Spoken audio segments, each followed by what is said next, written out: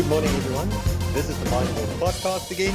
Welcome to our next episode for our latest one, and we're really excited. We've got an exciting guest today, one of our own from MineRP, Donald Lekgenge, and I'm going to introduce Donald in a moment, but let me just quickly remind you that we are busy with a series on how people within MineRP believe we can unlock value for our clients through the use of a platform and through the use of specifically the MineRP 4.0 platform. We introduced our guests in a week or two ago in an introductory podcast where we talked about this value-driven approach within MineRP. And you will, those of you who heard that podcast will, of course, remember Donald himself. Without much further ado then, thank you for joining us again. It's always a pleasure to have you as a listener. Donald, can I jump in with both feet? And I'm going to ask you to do the same. Why don't you tell everyone a little bit about yourself? You're a geologist by training, I believe, but there's much more to you than that. So tell us a little bit about your background. All right, MP, thank you for the invite. I'm really excited to be here. I started mining journey back in 2014, straight from varsity, just after completing my honors degree in BSc Geology. And then I worked as a graduate geologist at a gold mining company, Anglo Gold Ashanti. And then later on moved into a project management role where I was part of a team responsible for the implementing and developing of reef boring technology. I have a strong foundation in production geology, economic geology and mining, including project management and digital transformation. I joined MineRP 2 years ago as a mining professional and advocate for digitalization. And I play a crucial role as an impetus for data amalgamation and integration across the mine value chain in MineRP. You didn't think as an exploration geologist and an operational geologist initially that you're going to have to work from home, did you? Yeah, that's why I like to classify myself as a digital geologist, MP. So I guess that covers that. Well, at least you're not a virtual geologist, you know.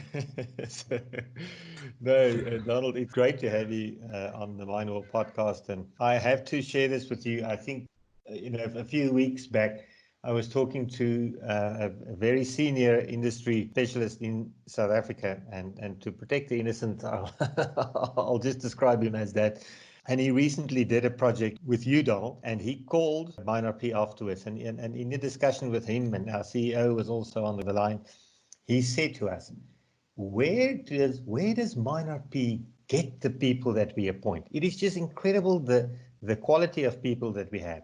And then he said, as a case in point, Donald just does brilliant work. It is just such a pleasure to work with him. So I don't know if you heard about that, Donald, but clearly your reputation precedes you. It's great to have you on. All right, thank you, MP.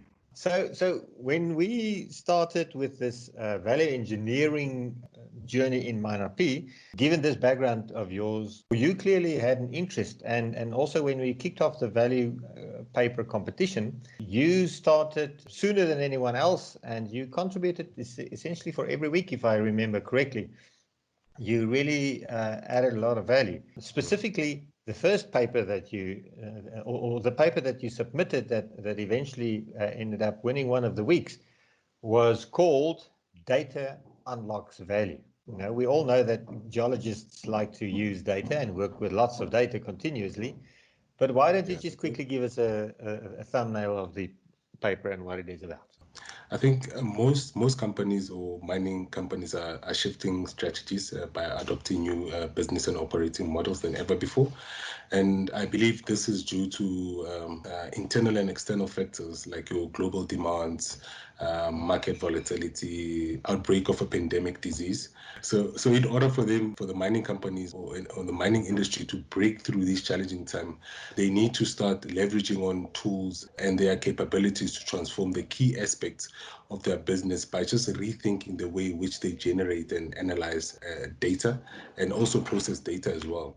So being involved in so many projects at MineRP, the common most problem of our clients is data, the ability to manage data, disperse data, siloed based systems that produce so much valuable data, but rarely is the data used for operational intelligence. And sometimes they even ignore or just overlook what the data is telling them or showing them. And later on, when things don't work their way, that's when they go back and see what the data was really saying. So companies, they need to actually start to realize that they already had the answers to solve their current challenges. And that is why MineRP plays such a crucial role in helping these companies to realize and sort of like package a solution that will best suit their needs. And I think Francois Nodier explains this very well. When you integrate or you amalgamate a mine, there's actually value or monetary value or even time that's attached to doing that.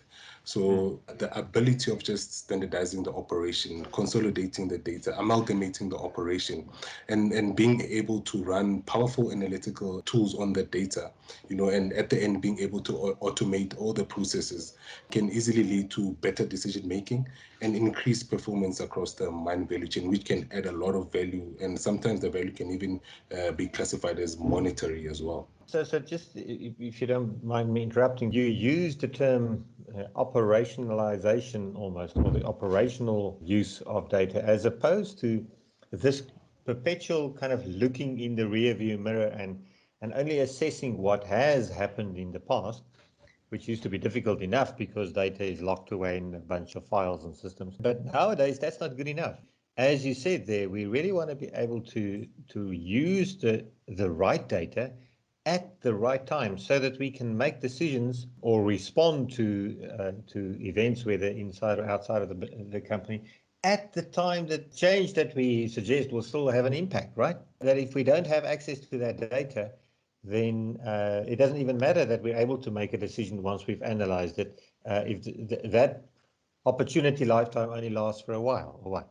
Yes, I agree with you 100%, MP. And if you look at, for example, an airline company, right? An airline company cannot be advertising economy class to a CEO.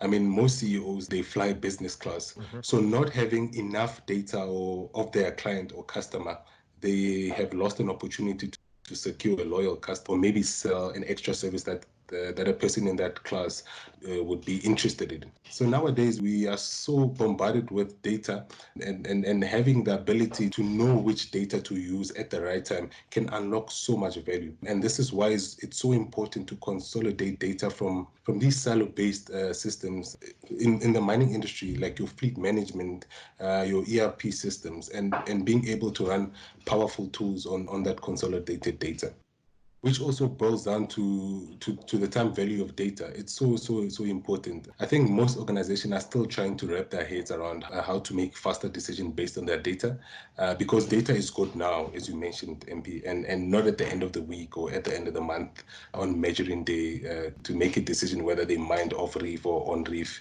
I mean, data is good now. So, and you also see across the mining industry, or even all the industries as well, you see professionals spending so much time creating reports with outdated data, which serves no purpose, because over time the value of data declines and eventually becomes useless. So you've mentioned two concepts that I'd like to explore just a little bit more. We hear a lot being said about big data, which is classically defined as the variety, the velocity, and the volume of data that is coming at decision makers these days. Is that an experience that you see more and more in mines, and as you work with mining companies, that they are generating a lot of information, and that there's a bit of information fatigue, or just so much information that they cannot deal with it? Yes, that's something that I come across with most clients, MP. You find that most companies, they invest so much money on these silo-based systems, whereby they just produce a lot of data, and rarely is this data used to make decisions within the mine. So you find a system can produce a lot of data, but almost less than 5% of that data is used within the mine. So you find companies are investing so much money in these siloed-based systems. They produce a lot of data, but less than 5% of that data is used to make intelligent decisions within the company or within the operation. So you find companies are investing so much money in these siloed-based systems, which produce a lot of data, but rarely is this data used to make intelligent decisions within the company. So this is something that I come across a lot when working with clients, MP, and it's something that most companies, they need to start educating themselves, and they need to start investing in tools and in order to automatically take this data and make sense of this data, because as people, as humans, we cannot make sense of this data. That's why we need intelligent tools, we need digital tools to take this data and actually find trends and find patterns and actually respond back to us to say this is what's currently happening with the data, and this is how we can respond in order for us to make a better decision that will benefit the company or the operation. It's interesting that one of the statements you make in your paper is that most mining companies don't realize they already have the answers to resolve their current challenges. So it's not as if they need to create more data points or create more data. They really just need to figure out a way to use the data and probably also relate the data that they have, the different data sets, to one another. So you've got a diagram that you quoted in your document, and the subtitle is "Mining Use Only a Fraction of Their Data." And then you go through a few phases from the point where data is captured to where decisions are made and how data is lost and so on. Do you want to talk to that a little bit? We'll, for the sake of our listeners, we'll create a link to Donald's paper in the notes to this podcast, and you're welcome to get it from there and then see the image as well. But Donald, do you want to take us through that a bit? Yes, and as you mentioned, most companies do not realize they already have the solutions to the current challenges they're facing with. And these systems that they're currently using and investing a lot of money in produces a lot of data, of which the data sometimes can be just useless or it's not used at all. And it's very important that we also put in digital tools in order to manage this huge data that's coming in from these different systems. This is where MineRP plays a very crucial role in the industry, to provide a platform where this data can communicate and link up with the other siloed-based systems and actually make sense of what's actually happening with the data that's flowing through the operation. So a platform is very crucial and important in order for one to amalgamate and collect and make sense of all the data that's been produced throughout the operation. So in your paper, you've got failure points in the use of information, which I thought was very clever. I'm going to list them here. You say some of those failure points include data not being captured. I assume that would be where it's either through human reason that planned data was supposed to be captured isn't, or that there's a gap in the capturing. Is that right? Yes, MP, and you find most of the time these capturing of data it's done by people, it's done by professionals, and you find most of the time they spend so much time collecting this data and creating reports from this data, whereby when you have digital tools and when you have data that's been consolidated, it's something that can be automized, and you don't have to involve so much human interaction with the data. Can be automatically automated and even produce reports automatically as well. And this also relieves the professionals or experts to actually start focusing on the actual work and not spend the whole time creating reports. So, and that will also minimize errors and also save a lot of time for these mining professionals or experts. So you've talked about the fact that data is either not captured or is poorly captured, and that's the first problem that people normally go to. But that's not the only failure point in operational information. You've also listed some 5 other failure points. Do you want to quickly just mention those? Yes, definitely, MP. I think one of the failure points that stand out for me is data not being accessible throughout the operation. Based on my experience, you find most of the time people collect data and then from there they just hoard it or keep it to themselves and not share it with people who actually need to use the data to maybe to create reports or maybe to make decisions based on that data. And sometimes that can affect or slow down the operation or the business. And this obviously, if data is not fully available, this also leads to data not being analyzed, or the data is analyzed, but there's a lot of data that's missing, of which meaning the results won't give a great output when the data is being analyzed. And also, again, leading to communication as well. I think with working in a complex industry like mining, communication is very important. The most successful businesses around the world is operated by one person. And the reason for that is because everything that goes through that company goes through one brain. So as soon as you start introducing other aspects like people and machinery, it starts to become very complicated, and you introduce a lot of challenges and barriers and lack of communication as well. This is very crucial that in an operational information environment, you need to be able to link up with the previous chain, and not only with the previous chain, but the chain in front of you as well. This leads to communication that is well beyond our understanding, and sometimes it's communication that should be automized, as I mentioned earlier on. It's not something that should be handled by humans. It's something that should be automated by the system or by a platform to minimize human error in there as well. So it's interesting that you say data is not used in decision making. You know, I've seen, and you've seen this, I'm sure even much more, KPI trees and dashboards on mines and on the walls of general managers, etc. And I look at them and I'm thinking, who on earth manages 500 KPIs? You know, I'm It's probably impossible. over.